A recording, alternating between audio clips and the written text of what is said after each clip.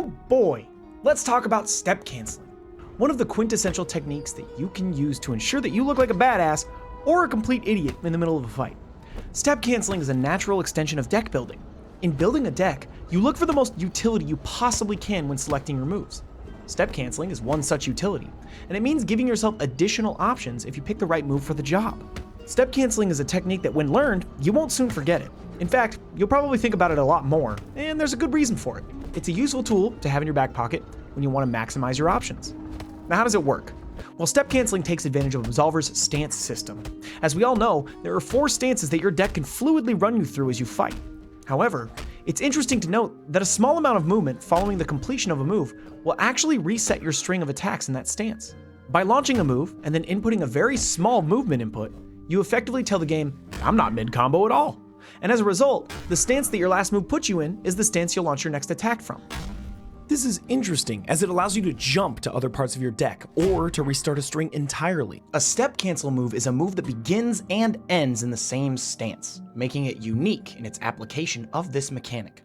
This is especially pronounced with feints, since a feint allows you to cancel your current move and into your next move. If you feint a step cancel into itself, you're effectively just feinting a move into a slightly slower version of that move. It's a really neat way to think about timing mix-ups and how you might best enhance your mix game. You should note that you can only slot a step cancel in a primary string, meaning you have 4 possible places to put a step cancel.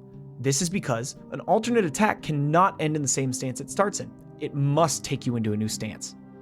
So, why use step canceling? Well, for one, it's kind of a free mix-up.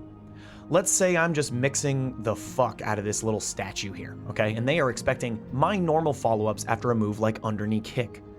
I can launch wallop blow afterwards, which is incidentally another step cancel move, or I can launch my alternate, spinning flute swing. My opponent is now looking for either wallop or flute after they see underknee kick. If I haven't shown them that I'm willing to step cancel, I can launch an underknee on their guard, and then either go into my 2 options, or simply wait, move a little bit, and then launch underknee kick again.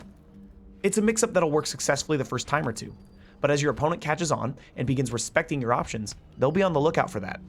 This is an advantageous position for you, as it creates 3 possible moves that your opponent is looking for, ideally only one of which your opponent can cover at a time with their defensive. If you're willing to get a little weird, you can often stack step cancels too. Like I said, I had 2 step cancels in this sequence. You can underknee kick back into underknee kick or wallop blow, depending on if you step cancel. You can wallop blow back into underknee or into the 3rd option in the sequence, depending on if you choose to step cancel. It can be a terrifying sequence of pressure that lesser players will buckle under. Step cancel moves are good. Not only that, but some of the best moves in the game are step cancels. Cleaver blow, face back fist, underknee kick, temple knock, low back fist, fast cross, switch kick.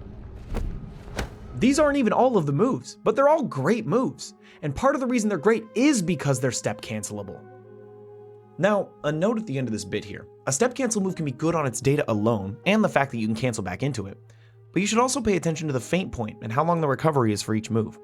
A step cancel move is incredible when it recovers quickly and feints early.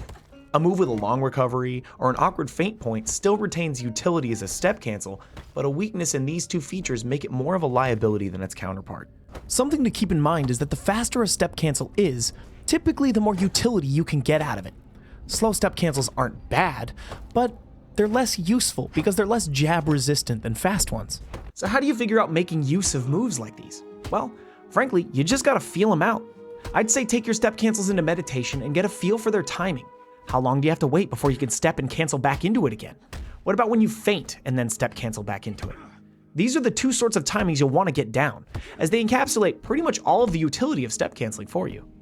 All in all, step canceling is one of those emergent deck building thoughts. If you can find a slot in your deck that feels good to insert a step cancel, just know that slotting it there instead of deeper into your deck will inherently give it much more utility than if it were shoved into the back half of your deck. Get to stepping, Absolvers.